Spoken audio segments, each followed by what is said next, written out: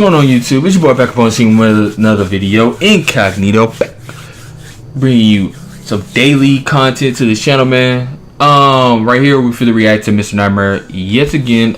This one we have is 3 disturbing true gym horror stories. So I'm pretty sure we all been to the gym, we all worked out and things like that. Well, really not me lately, or just just like a lot, but me being a skinny guy or whatever. But we all been to the gym, we all worked out, things like that, or we went to go and hoop at like 24 hours or something like that, which is at the gym. So pretty sure we know what the gym is, self-explanatory. But as far as scary stories at there, like stalkers and probably things like that, nothing's ever happened to me or my cousins, anything like that.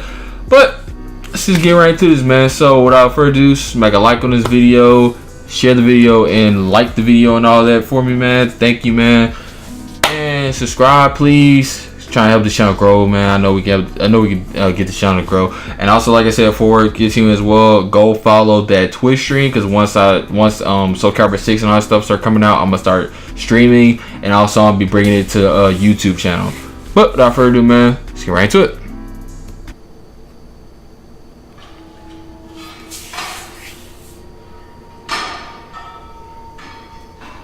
It's pretty weird doing this at like 12 o'clock in the morning, going on 1. I joined a gym for the first time 3 months ago. Now, a gym is really the last place you'd ever expect something scary to happen. Yeah, so that's why I said, like, you wouldn't even think of that. Of my life. You wouldn't even think of that. I wear one of those wireless headphones when I go to the gym because the wired ones always get in the way and they're just annoying. Which I need to give me a pair. I leave my phone on a workout machine when I walk to the water fountain. And when the phone gets too far from the headphones start getting staticky before disconnecting. I only knew because it happened a couple times before when I walked away too far from my phone in the gym. Well, one late night last week, I was one of the last people still in the gym. I was on one of the seated leg machines. I began my set of 20.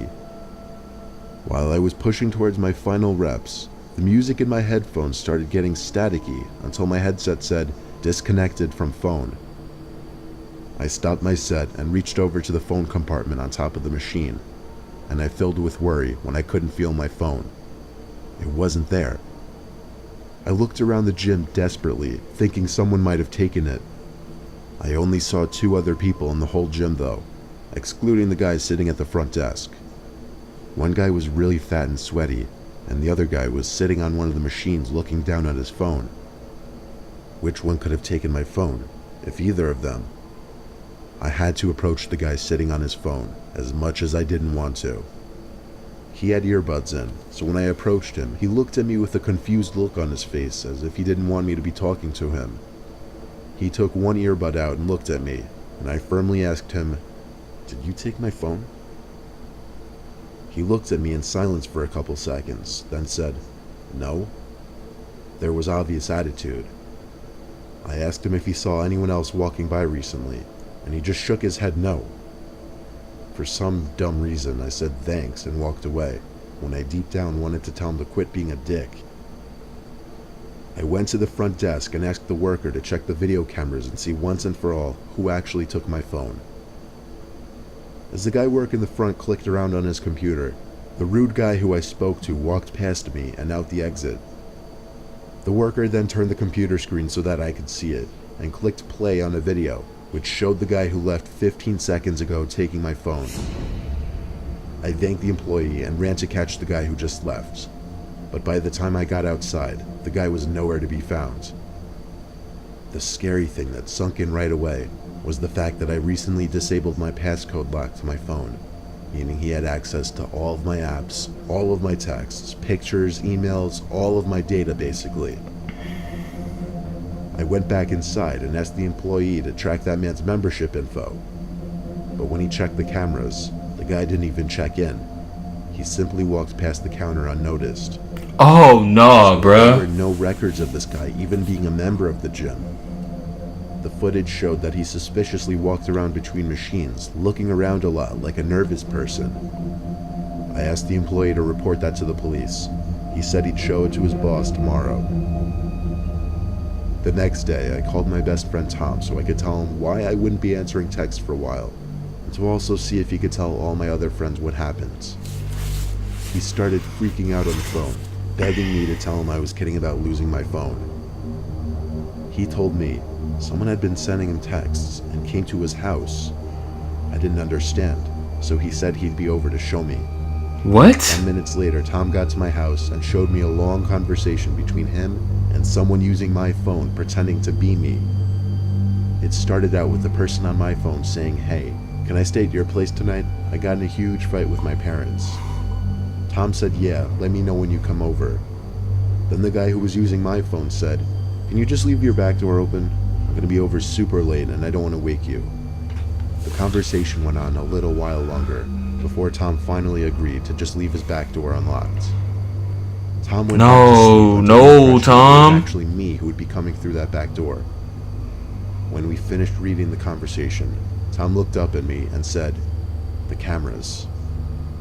We rushed to his house together and watched the footage captured on the cameras throughout his house. I was disturbed, but also not surprised, to see that man from the gym who took my phone walking in through the back door of Tom's house. He scavenges the place, grabbing expensive household objects and throwing them in his pockets.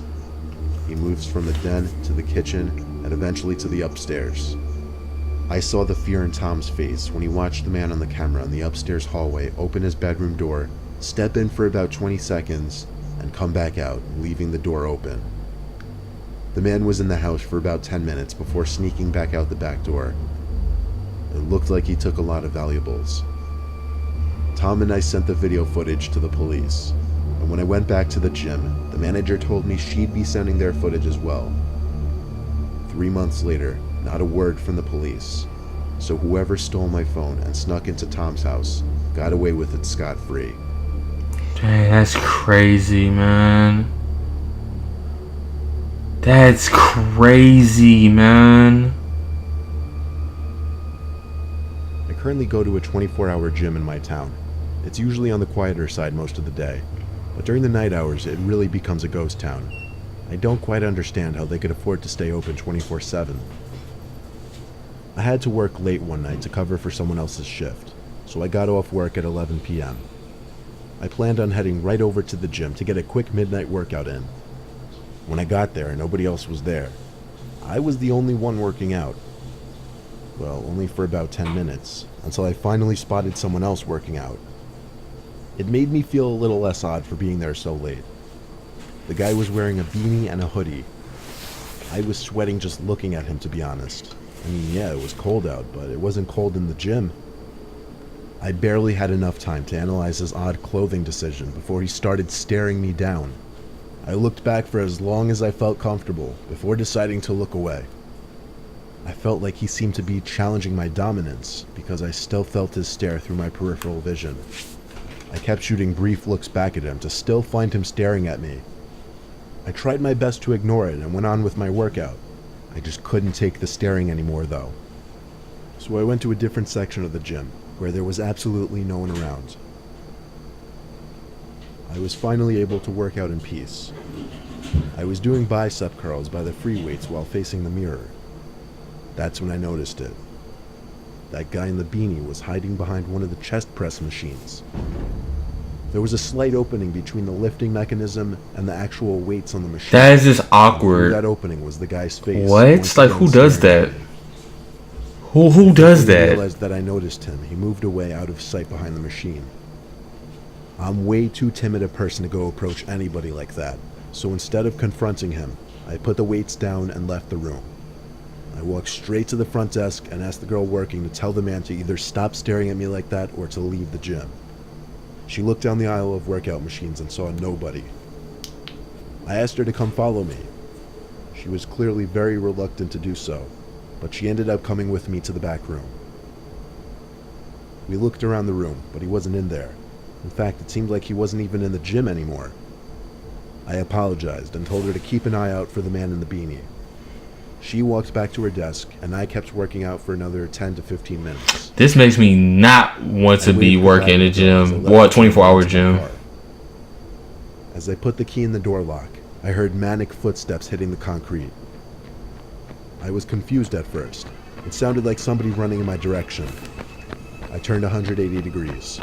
Someone was sprinting towards me from the dark. I stood like an animal frozen in headlights for a second as I stared in shock.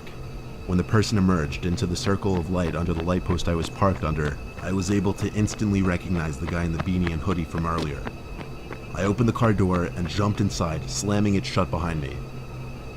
I slammed my hand down on that tiny lock knob atop the door handle a split second before the man tried to open the door.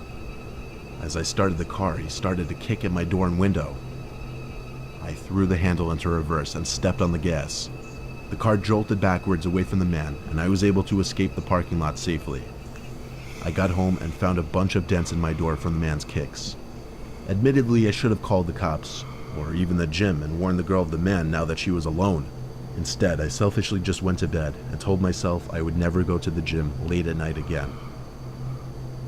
Oh man, it's crazy, bruh. Oh, it's insane, man. I used to work nights at a 24-hour fitness in New Jersey. I had a long 24-hour. relationship with Just these talk folks. about that I loved in the it video. because very few people would come in during the deep night hours, meaning less people checking in and less weights I had to re-rack. I hated it because it meant I had to spend the graveyard hours sitting at a desk doing nothing while everybody else was asleep. Still, maybe you would think many strange things would happen during these hours. I do not like You working wouldn't. night It's a gym. shifts. What could happen? Actually, only one strange incident ever happened while I was there. I was sitting in a chair behind the counter reading a magazine. Then, out of natural curiosity, I turned to do a little people watching. Well, I guess you would call it person watching, because there was only one guy in the gym. He wasn't doing anything though. He was kind of just pacing slowly down the gym, looking around. There's a cutoff between two different sections of the gym, the front and the back. He made a left turn past the wall that separated the two sections, and then he disappeared from my view. So it was back to reading for me. 10 minutes passed and I forgot the guy was even there. Then suddenly everything went dark and silent. Like literally, the power in the gym just shut out. All the lights turned off and all the music went dead. No. It was so dark I couldn't see 2 feet No. in front of me. Thank God our phones have flashlights these days. Otherwise I wouldn't have known what to do. I turned it on and tried to think of what I should do next. I knew some kind of power box was in one of the storage rooms connected to the back section of the gym. I also knew that's exactly where the one guy working out happened to be. On my way there, phone/flashlight in hand, I called out for the patron over and over. Now I was in the back section, still calling for him. I would have dipped out as soon as that lights went off. You got me. There was something I'm so out. eerie I'm about being in a dipping. silent, You know. black gym and seeing all the workout equipment only through a flashlight. I found the power box in the back storage area, or I guess what I thought was the power box. I tried flicking on and off every possible combination of switches, but the power did not come back on. Since I couldn't figure it out, I guessed it was on me to close up shop and wait for Kathy, the owner, to come fix it tomorrow morning. But first I had to find that guy. I did a thorough scan of the whole back section. Behind all the equipment and all the janitorial closets, nothing. The only other place I could check back there was the women's bathroom. I opened the door and called for him once more.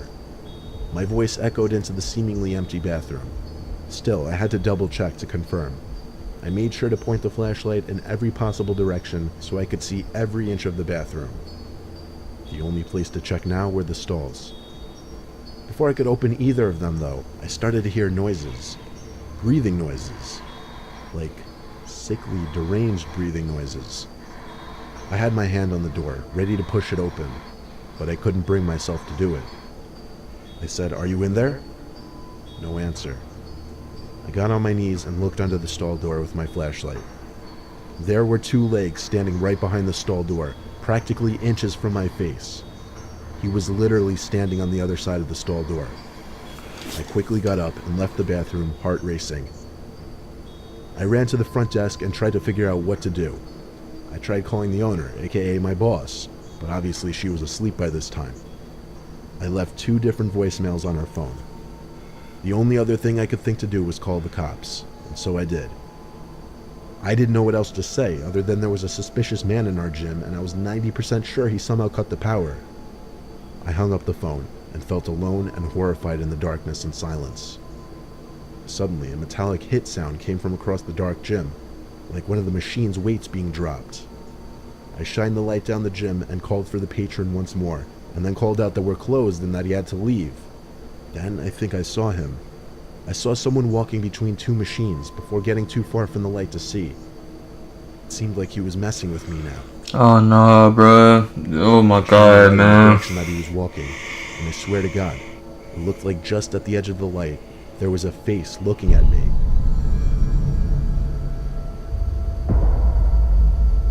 The blue and red lights from the cop car outside lit up the front section of the gym briefly. A cop knocked on the now dysfunctional front door, and I physically opened it to let him in. He took out his flashlight, greeted me, and said he'd take a look around. All I saw from the front desk was the light of the officer patrolling the whole entire gym, including bathrooms and closets, before coming back to me and saying it's empty. He suggested that whoever it was left through the back door, and that I should lock up and come back tomorrow morning. And that's exactly what I did. By the time I got back the next morning to check on things, Kathy was already there. Apparently it was just a simple power outage the night previous. Kathy and I checked the camera footage together in those brief moments before the power went out. We checked for the guy I described, but he wasn't there. There was no footage of him entering the gym, there was no footage of him working out, or even just walking around the gym. Kathy looked at me like I was a loon, but I was too frozen with shock and confusion to care. I swore up and down to her that someone was there that night. To this day, I don't know if she believed me. I don't even know what to think of that night.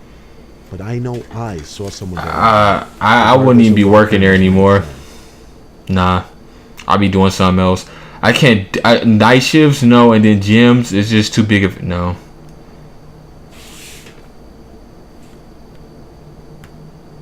I don't know if that... Wait, that was 3? That was 3? I didn't even know that was 3. Because it seemed like we only seen 2 stories, but... Yeah, that's the end of that, but... I used to work some night shifts on certain jobs, like Walmart or whatever. No, I mean, no, I can't do it. Especially in a gym where it's like a big area like that. I can't do that. But them stories is like nuts, man. Like that whole still on the phone situation and all that. Just dude talking about coming through your back door of your friend, taking your phone and doing oh man, nah. You know what, let's end it right here, man, because I got another Mr. Nightmare video to bring to you guys anyway, and this is freaking me out anyway. We going on like 106 right now, so it's been my Incognito, man, and I hope you guys enjoyed that video, man. Like, share, and subscribe on this video, man. And I'm out. Peace.